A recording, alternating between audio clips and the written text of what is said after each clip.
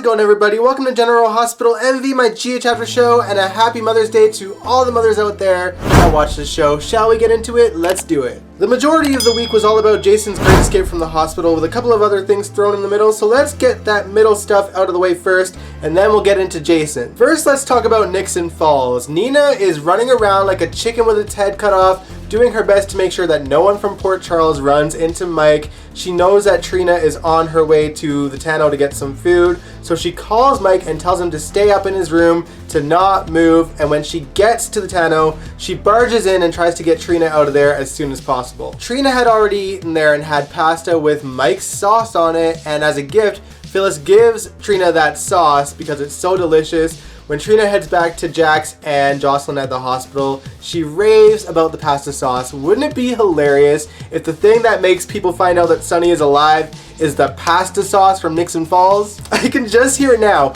Oh my god, this pasta! How is it possible? It tastes like Sunny's secret recipe. No one knows that recipe but Sunny. I wonder if this means he could be alive. Truly, truly ridiculous, but I honestly see it happening. Anyway, once Jax, Jocelyn, and Trina hit the road, Mike and Nina are talking, and in walks Elijah into the Tano. And of course, he's pounding on his chest, trying to make a move on Nina, and she turns him down. When Elijah leaves, Sunny stealthily watches him at the entrance and notices that he's paying off one of the barn dudes that robbed the place. We're just so shocked by this, aren't we, audience? Play nice, you guys. Maybe if we act like we're enjoying the storyline, they might move it along a bit more quickly. Alright, moving on, let's talk about Curtis. He is still setting up his new nightclub, the Savoy, and this week he brings in a mixologist named Angela, who at first Portia mistook as a new sexual companion, but the two of them get to decide on the new drinks that are going to be at the Savoy. The two of them get a little bit tipsy and take a walk down memory lane, and by the end of the conversation, Portia notices that Curtis's wedding ring is still on, and Curtis is ready to take it off, and he tries, but it doesn't end up coming off, so Portia gets it off for him. Meanwhile, Trina's actually in the background watching this happen, and she's clearly very uncomfortable. This week, we kind of learned that she totally ships Curtis and Jordan. I know that these days, Trina's a lot more cooler with Jordan because she helped her dad out, but at the same time, it seems like a far stretch to go from mildly tolerating her and Curtis to shipping them as a couple, although maybe I think it has to do with the fact that she thinks that there's a chance that Taggart and Jordan might get together, but it looks like now she's probably more worried about the fact that Portia and Curtis are getting a little bit closer. Methinks the girl just wants her parents back together, probably. Can't really blame her for that. Alright, let's talk about Chase. So Finn had given Chase the antidote that was from Peter, but even Finn knows that that most likely is just a stopgap and not an actual cure for Chase's symptoms. Anna is going to do a little bit of digging. She is confident that the poison that was used on Chase is similar to the poison that was used on Tiffany back in the day by Faison to control Sean, so she's going to track down the scientists that made that in the first place. Valentine is just going to try to figure out where Peter is hiding the actual antidote. And of course, Finn is just going to do his best to try to find a cure himself. Finn is still facing the wrath of Elizabeth though. She saw him put that antidote into Chase's IV bag and she's demanding to know what it was. And finally, Finn confesses that Chase was being poisoned, and on top of that, that Peter was the one that killed Franco. Thank God somebody finally told her. There was no reason that needed to take this long. And of course, Elizabeth is feeling quite guilty about taking Jason away from his family. Too little too late, amiga. Back to Chase for a second though. So Chase, every time he's on, just goes on and on about how the only reason why he is still alive is because he's trying to live for Willow's sake. And of course, Willow is feeling hella guilty about it, which you should. Willow and Michael are such assholes, honestly. Sasha visits Chase in the hospital too. She was there for an appointment of some sort, and she is acting really strange. First, she ran into Brando in the elevator, and things were really awkward, but she does say that she does not regret that night that they had together in the car whatsoever. And then when she goes to visit Chase, she goes on and on to Willow about how she is so happy that they are working things out and it gives her hope. At first I was like, oh no, is she back on drugs or something? And then I was like, wait a minute, if she's there for a doctor's appointment, is she pregnant? I cannot handle another pregnancy storyline this year. Why do you guys think Sasha is acting strange? Let me know in the comments below. Alright, on to Maxie and Brooklyn. They are having an incredibly hard time figuring out a game plan for when Maxie gives birth. Brooklyn tries to discreetly visit Maxie at her apartment, but then Peter unexpectedly shows up, so she has to hide. Peter is a little bit suspicious while he's there, but Maxie quickly throws him off the scent and points out that she has a potential candidate to be an at-home nurse for her, and when she's not looking, Peter takes a picture of that resume, and then he makes a call, and it seems like he's going to try to get someone to pretend to be that nurse. Oh boy, and to make matters worse, Brooklyn and Maxie hit another snag because they're trying to get a hold of Britt, but then Maxie finds out that apparently Britt has been kidnapped by Jason Morgan. Now, let's talk about that because it's not as cut and dry as that seems. Let's get into it. Alright, so the plan was set in motion for Jason to make his great escape. Brick is waiting in the garage for him. Spinelli and Carly are watching the cameras that Spinelli hacked into. Ava and Laura are at Windermere alongside Nicholas and Kevin and Martin and Cyrus so that they can distract Cyrus long enough for Jason to escape. And it all went smoothly. No, it didn't. I gotta say, the banter at that dinner was hilarious. I loved it. It was like classic soap comedy at its finest. So why exactly are we here? To solve a murder.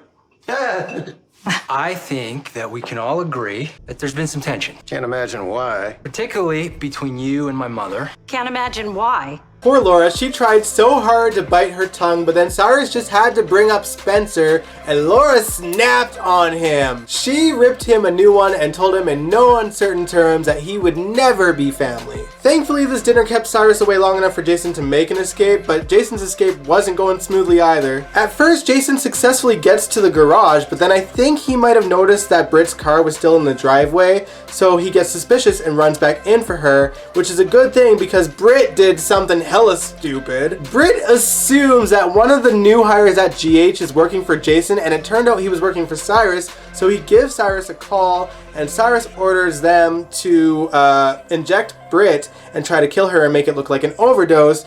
Jason gets to her just in time, and the two of them end up running for their lives. They get back down to the garage, and there's a big slow motion shootout. To make matters worse, Cameron had discovered that Jason escaped and went down to the garage as well. When one of the guys is shot, Cameron picks up a gun, and at first, it really looks like Cameron shoots Jason, but then it turns out that he didn't, but we'll get into that in a bit. Point is, Jason was shot, but they still escaped the hospital. Jordan runs down to the garage, and Cameron is so scared that he points the gun at her, and of course there's gunpowder in the air as well, so she had no choice but to arrest Cameron. Elizabeth is called, and she comes down to the garage with Finn, and Cameron saying, Jason escaped, this proves that he did it, and Elizabeth is just like, ah, crap. Eventually, Cameron is taken to the PCPD. Elizabeth had called Scott, and Jordan questions Cameron for a bit. But then when she looks over the footage, she realizes that the shot came from behind Cameron, so he wasn't the one that shot Jason. Just before Cameron is released, he overhears Elizabeth and Scott talking about how Peter was the one that killed Franco. And of course, Cameron goes into shock, and he is devastated that he was completely wrong and that he almost could have shot Jason as a result of what he was feeling. He does run over to see Jocelyn at Jax's house and tells her what happened, and while she is relieved that he didn't shoot Jason, the fact that he could have makes her really uncomfortable. So I don't know where that leaves them in their friendship. Honestly, that probably just leaves them in the same place. Those two are rocky 24 hours a day, 7 days a week, I swear. Now, like I said, Jason had been shot, so Britt is going to have to do surgery on Jason in the safe house. Carly shows up there, and it turns out that Jason needs a blood transfusion, and Carly apparently is compatible with his blood. I think that's a rewrite, but whatever. At the end of the surgery, Carly was like, thank God, and Britt just looks over at her and says, you're welcome. I'm like, Britt is still Britt, but with so many more layers these days. I love it. Jason is still passed out and is obviously in no condition to go into a meeting with the 5 families, so Carly has to do it herself, and honestly, she kind of killed it. I'm really surprised. I actually really enjoyed those scenes. It's been a long time since I've actually enjoyed Carly on my screen. So let me set the scene a little bit. Carly waltzes into that meeting with this gorgeous white dress and makes it known that she is in charge of Sunny's organization and that she wants everyone's loyalty.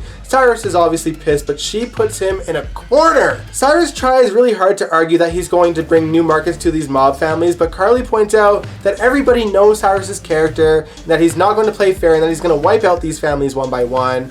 And on top of that, she makes a power move and infiltrates one of his shipments that is happening in Sunny's territory, and Cyrus is pissed.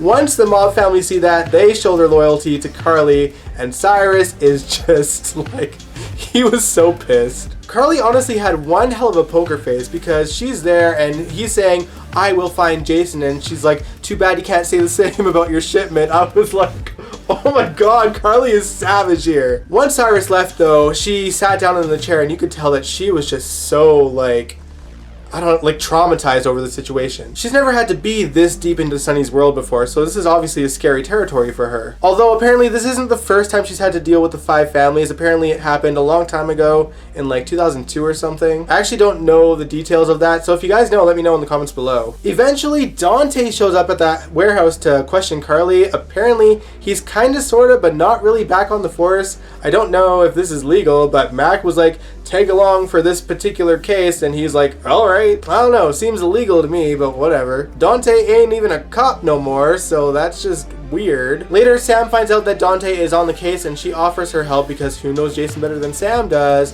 and they bring Spinelli to the PCPD to question him. Dante's a bit rude with Spinelli, and that sets Sam off, and then when Dante leaves the room, Sam questions Spinelli, and he caves and tells her where Jason was. Sam goes over to that safe house, and Dante ends up following Sam, but it was for nothing anyway because apparently Jason had already left with Britt. Now as for Carly, she goes over to Jax's house to see Jocelyn, and she explains what happens. Jax is pissed. He is livid that she is so neck deep into Sunny's world and demands that Jocelyn stay with him from now on. She agrees to let her stay for one night only. Back at the hospital garage, Obrecht was there because she found out that Britt was taken by Jason, and then she sees Cyrus making this whole stance about how he's so concerned over Britt, his chief of staff, being missing right now, and Obrecht knows that it's BS. He even goes up to her and he's like, please let me know if you ever hear anything from Britt, and she's like, I will, Cyrus, and then she just gives him this dirty look when he walks away. Honestly, I am just as morbid as Britt. I want to see Obrecht and Cyrus face off so bad. Obrecht actually goes up to Jordan and lets her know that Britt thought that she was in danger from Cyrus, so she knows that Cyrus is up in his neck in whatever went down tonight. Obrecht was like, for once I am on your side, Jordan. Bring that schwein down. Anyway, those were the highlights. Shout out Robert and Olivia for sharing a 30-second scene. I love those two. They kind of talked about, you know, her issues with Ned, and then she kind of brings up, you know, the fact that they could be good together, Robert and Olivia, I mean, but that conversation is interrupted when she discovers that Dante is working on a case and that he was bringing Sam in for questioning, and she yells at him. She says that he needs to see Sam as his friend, and remember that if she gets any violations against her parole, she goes right back to jail and her kids will end up parentless. So Dante lets her go. But yeah, that wraps things up for GHMV this week. I hope you all enjoyed it. Stay tuned. This Wednesday, I will be reacting to another classic Quartermain scene for Quartermain month. Thanks so much for watching this video though. If you liked it, give it a big ol' thumbs up. Subscribe if you want to. I'd truly appreciate it. And I will catch you guys next time. Peace out.